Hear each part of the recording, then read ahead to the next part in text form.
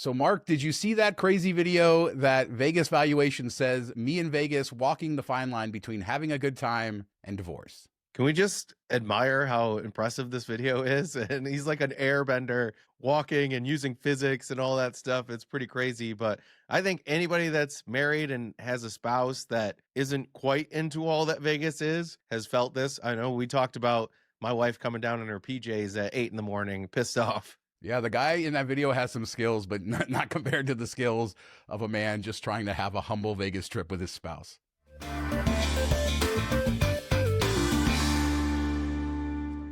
Well, we've both been married for a long time, Mark, and Las Vegas is the city of love and marriage and such a history here. And Valentine's Day is coming up. They do this every year. They opened up a marriage license bureau at the airport, so you don't have to go all the way downtown anymore. You can get your license right there, get married. A cool little Vegas quirk. Land, get your marriage license, get it on.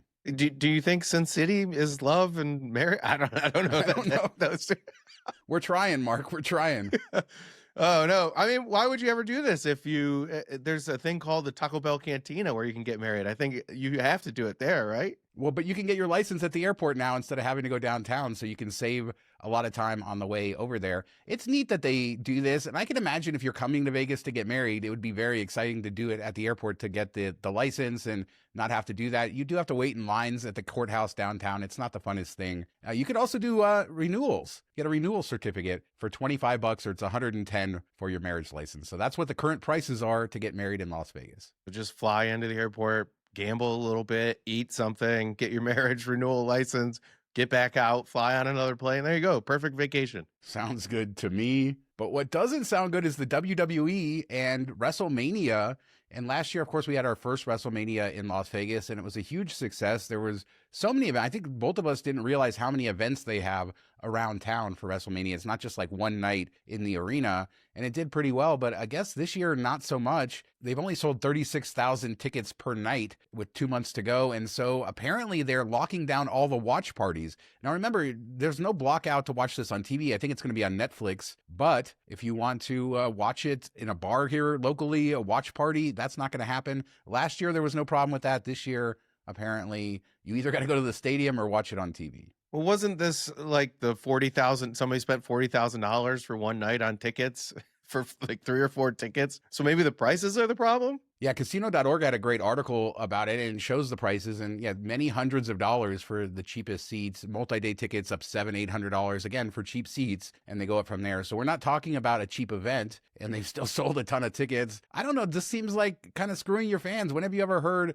of not being able to have a watch party? That's what's weird too. If it's on Netflix, why can't they just log into a personal Netflix account? How are they at a bar? I can see if you're promoting it at a casino or something like that, they might come and hammer you down. But if you're at like a local bar and you log into your personal Netflix account, how are they do you think they're gonna geo map all this stuff? That seems kind of crazy. So I don't know how well they'll enforce it, but why wouldn't they just lean into it a bit and say, hey, you want to host a watch party, kind of like F1? You want to have seats or a balcony, you got to pay us for it. Why wouldn't you go to these casinos and say, hey, every watch party is this much and offset the loss in ticket costs? You could probably end up making more money. Or just lower the prices. Do you need to charge this much money? I mean, we get it. The economy was crazy. People were paying crazy money. It's not the case anymore. And I don't know, stop blaming your fans. Maybe your prices are too much. It was a popular event. It did really well last year. We're hoping it'll do really well this year. Remember, this is one of those keystone events that they talk about for 26 and the recovery. Yeah, I think last year being the first time in Vegas definitely brings more people in. Second time, it's not as exciting, maybe, is for lack of a better word. So I could see why it would be a little bit softer. But like you said, anybody that spent all that money last year, I doubt they want to come and fork over the thousands of dollars again this year. They already kind of did it. So you're going for the secondary people, somebody that missed it last time. They're probably not willing to pay quite as high. They're not as rabid of a fan. So I think you need to adjust to that a little bit. Well, let's move on and talk about the news that everybody's been waiting for. What will be the new name of Poker Palace in North Las Vegas? We followed the story of this. Well, remember, it was like a mom and pop owned casino forever, kind of a story from a different era. And they finally sold it to a company called Truckee Gaming, who also owns a casino way out in Henderson on Boulder Highway called Club Fortune. According to Howard Stutz, in front of the Gaming Control Board, they said the new name of Poker Palace will be Club Fortune Casino North. So I guess they're going to have the Club Fortune Casino South and the Club Fortune Casino North. I've never been into the Club Fortune. It's way out in the middle of nowhere, but it's just a slots only casino. Nothing huge here, but I kind of wish they kept Poker Palace as the name. Yeah, do you think that branding is bigger than Poker Palace? Like, wouldn't you think it'd be better to just kind of stick with what is there, the name recognition? No, I don't think anybody knows what Club Fortune is unless you live on Boulder Highway Yeah. way down there. I've driven by it quite a few times, just haven't ever gone in there, seen pictures. It looks pretty basic, like a lot of these smaller slots only casinos. We talk about Joker's Wild getting replaced by Cadence Crossing just up the street. It reminds me kind of like what Joker's Wild is, but I just love Poker Palace, the architecture. I know it's not like the fanciest thing in the world. I don't know. I just think you stick with that, but renovation's ongoing and it should probably reopen this year. You buried the lead on the sports book, didn't you? Yes, the very big news. Boomers is the sports book that's coming out to the Club Fortune North Casino. Yeah, I think that this is an interesting name. I don't know that it's the best choice. People don't really like the term boomers. And I know after we did some research, it's named after his dog, which is the name is Boomer, but still you think you'd notice like, hey, maybe this isn't the best. But yeah, another player, Joe Asher, started Boomers, and he used to be the president of William Hill US. So long history there and interesting times, new casinos. Las Vegas isn't just the Strip. In a second, we're going to talk about Durango and their expansion and a new look at it. But before we do that, I would love to invite you guys to subscribe to the channel. We're trying to hit 60K soon, 100,000 subscribers by the end of the year. A lofty goal. Help us get there. Hit the subscribe button now. But Durango, they are in the middle of their phase 3 expansion. I almost said phase 2, Mark, but phase 2 was the high limit slot room, the other garage, all of that. This is the part that's going to add the movie theaters, luxury movie theaters there, more casino space. I think they're going to expand their food hall as well. And we can see now a better look at what it's going to look like. You can see the George in this rendering, and that kind of gives you an idea of the end of the building and how this is going to be sort of to the north side of it. It looks beautiful. It looks a lot like Red Rock or some of their other casinos from the outside. Yeah, I think they pulled it all together really well with the George. It looks like it's always been there. It's always been, at least in the photos, it's always been one unique, like one complete property. So that's nice to see. The landscaping looks great. I think it'll be really nice when it's all done. The question is, can we just space out the slot machines in the gaming area once it's all done? I think they've answered our questions to that after all these years and said, no, that's not going to happen. We're just going to leave them as is. But as you get more space, you never know how it changes, how it goes. They really covered up the parking garage here too, which is interesting to see big movie theaters there. But yeah, it looks like a locals casino. And to your point, they've done an amazing job on this on all their casinos over the years that they've built in phases. Once they're done, you don't really know that it was half the size to start. Yeah, it's the anti-Caesars, right? Yes, exactly. Well, you know, Caesars, it's not their fault, Mark. It's not their fault. But let's stay on station casinos for a second. Irv's Burgers opened over at Durango. That was the first location in Southern Nevada as part of their bougie food offerings, I guess, at their food hall. And then they announced recently at Red Rock, with love always, the Smash Burger spot was replacing Fat Burger there. Well, now at Green Valley Ranch, Irv's Burgers from Durango, it's going to Green Valley, and Fat Burger is out. So I guess this is the moral of the story: is Station Casinos does not like Fat Burger. Yeah, maybe Irv's is doing really well in the other places, and they're willing to bring them in here too. Have you ever tried it? I have not, but on social media, I've seen mixed reviews. So not as good as the Smash Burgers that are going to Red Rock. Those have really good reviews. You know, they talk about this as part of the $200 million transformation of the property. I don't know, switching out Fat Burger, if that's really part of it, but it certainly seems like an upgrade. I just hope they keep the fountain drinks outside, Mark, because I always get a fountain drink at Fat Burger with free refills, and that will mess up my strategy. Yeah, as you're doing your walks, but you could save money next time you're in there, right? Yeah, and this is sort of random. Amex Offers, Green Valley Ranch popped up on there, $60 off $300. So you could essentially get 20% off. Stay there. I don't know if they sell gift cards. You could potentially do that. Dining. It does require a room charge. So it says it goes towards room rate and room charges for hotel stays. Yeah, so if you have a comp night, you could bill all your dining back to your room and pay it off at checkout, and that will work. So that's a way to trigger it. Or you could go down to the spa, and maybe you could charge the gift card back to your room through the spa, or get a nice treatment or something like that. But if you have an upcoming stay there, there's ways to use it outside of room rate for sure. But let's stay on the local scene and talk Palms for a second, because their pool is reopening March 16th. And Palms is one of the few places that has free admission for locals to the pool area. But just like last year, they're doing the whole cabana thing for free. Through April 30th, every single day, locals can get free cabanas. And then after that, it goes during the week. I'll put a link down to their site. But basically, yeah, I mean, I'm sure you're supposed to tip and all of that, but it's a cool pool area. We've talked about like Sahara feeling kind of like a day club. This one also feels a little bit like a day club.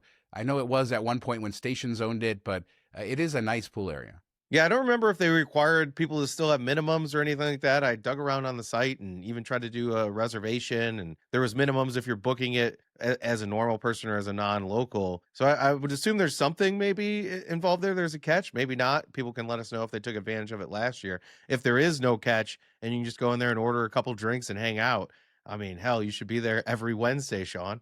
Yeah, I mean, it's a cool. I mean, just how busy is it going to be? It's nice during the earlier part of the season. I don't think it is as busy. I remember talking to a few people last year who did it and said it worked really well. But yeah, chime in the comments. How exactly did it work? For locals, if you don't have a pool, I mean, that's just a reminder, like Topgolf is another pool. Now, you do have to be 21 and over to reserve the cabana, but I do think you could bring kids out there if you wanted to. I don't know. Let us know. But these free pools, as a local, take advantage. Yeah, and the cabanas look really sweet. They each have their own plunge pool. It's a cool looking pool area. It's smaller, but it seems like they pack a lot in there. And there are some cabanas that allow all ages. I think the lower level ones outside of the adult pool area. So I would think that if you could book into that, maybe you could finagle a way to get your kid in there. As a reminder, the Las Vegas Advisor 2026 books are out now. They have over $370 in value just in Fremont alone. Thousands of value all around the city. You can save 10% as a new subscriber with promo code MTM. So it comes to $45. You will save more than that. Check out the link in the description. Thanks everybody that supports the channel, and happy savings. But let's head down to Fremont and Derek Stevens and another Super Bowl related thing, but I thought this was cool to cover a few days later. Derek Stevens showed this video of his keg room. I'm assuming this is at Circa because it's big and it looks very new and nice. But he talked about how they did 9 big parties across all their properties, the downtown event center, everything else. 1,000 kegs for all of those parties, 300 for Circa alone, hundreds of pallets of bottled beer. It was cool to see this and see inside that keg room too. Yeah, that's a ton of beer. I mean, an insane amount of beer, costly amount of beer, but pretty cool that he showed a little peek behind the curtain. Yeah, what do you, how cold do you think it is in there? I would hope it's like 32 degrees. Yeah, he was freezing. They were just playing along like it was just normal temperature the whole time. Then at the end of the video, you could see Derek starts to get really cold, wants to get out of there. But I'd never seen a keg room that big. So there you go. I'm sure that they exist. I'm not that big into kegs and beer and stuff, but there you go. Hopefully they change those lines out on the regular. Today is a bit of a random show, Mark, but we have to talk Circus Circus Bingo. We discussed how they announced this last year, and it is officially opening February 13th. I guess they invited some local personalities over there, and Scott from Vital Vegas was among them. I think he had sort of the best pictures I saw of the bingo room, so I will show you some of his pictures. I mean, I think they put this into an old conference room, so it looks very much like that. Like they didn't add a lot to the decor. Not spending huge money on this, but it should be a good value, 255 players per session. We have some of the looks. I think they're doing 6 sessions a day.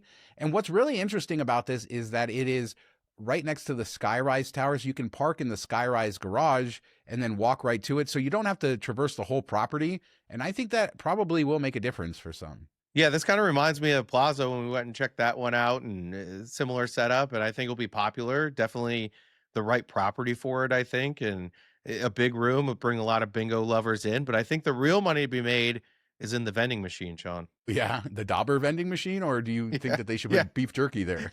Like no, you gotta have you have to have a beef jerky store for sure.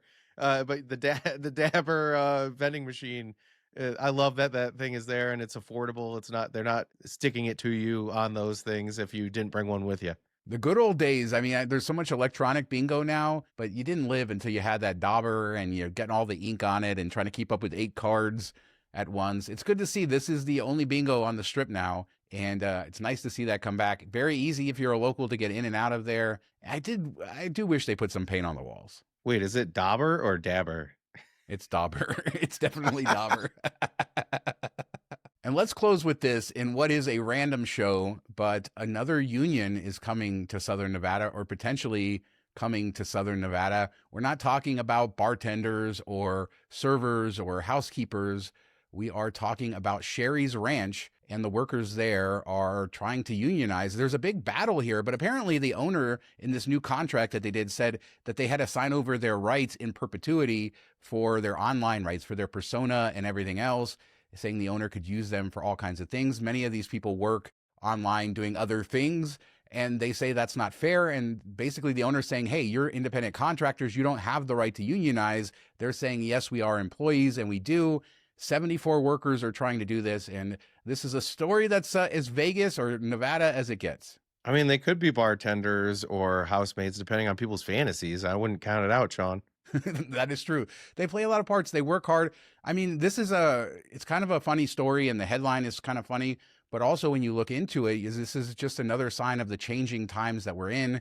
When we talk about your likeness and your persona and how you make money, and somebody being able to take that from you and wanting to stand up for it, it's very interesting. But after reading a decent amount of research into this, it does seem like they have sort of operated, they've been paid as independent contractors, but they have a lot of rules as if they're employees, and that's really what the court's going to have to decide on how they are determined. But it does seem like they feel like employees given all the rules that they say they're under. Yeah, it's kind of crazy. It feels very Deadwood-esque if you've watched that show, how they're like kept under a thumb and they're not allowed to have like their emails are checked, their laptops are taken away, and there's a lot of money being made online, no doubt.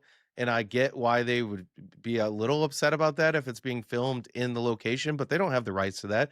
These are individual people creating their own personas, creating their own following. If you want to charge more rate for the room rental or whatever, go for it. Go for it that way. Or if people know them more and they come to your establishment to spend time with them, that's a benefit to you too. They can charge higher rates. You're getting that cut. So I think they're going a little bit too far here, and the rules that they've had in place are kind of crazy. So I don't think that this will go well for them. Yeah, and apparently 3 people who have been working on this union effort have been fired already. So those typical things happen. And just because it's this industry doesn't mean that they don't have the right to talk about this and to try to pursue their stuff. I'd love to hear what people say, but this, like I said, this is as quirky a story as it gets, but I think it just comes down to workers' rights. And this is a big dispute. We had this with like Uber and Lyft. Are you an employee or a contractor? All kinds of laws. It really shows you how the nature of the business in the United States has changed, right? So many people are contractors now. Yeah, me. And you have no rights, Mark. So, so let us know what you guys think about anything we talked about today. Bingo on the Strip. I mean, yeah, those daubers and the clowns, all that good stuff. The WWE blocking watch parties, Durango's new look, saving over at GVR. Everything we discussed, leave a comment. We do 3 shows a week, Mondays, Wednesdays, and Fridays, and we'll be back in a couple days with another show. If you love what we do, check us out on Patreon. Thanks so much for watching. Talk to you next time.